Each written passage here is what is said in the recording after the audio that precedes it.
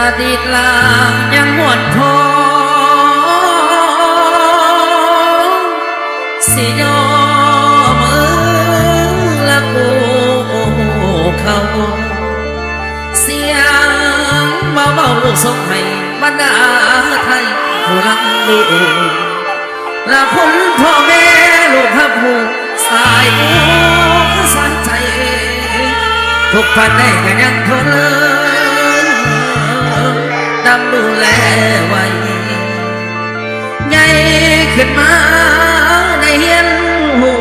กตัญญูลูกคิดหามโอ้ยยามสอบคำแม่เงินกูเอาแพ้ตุ้มและกอบนอน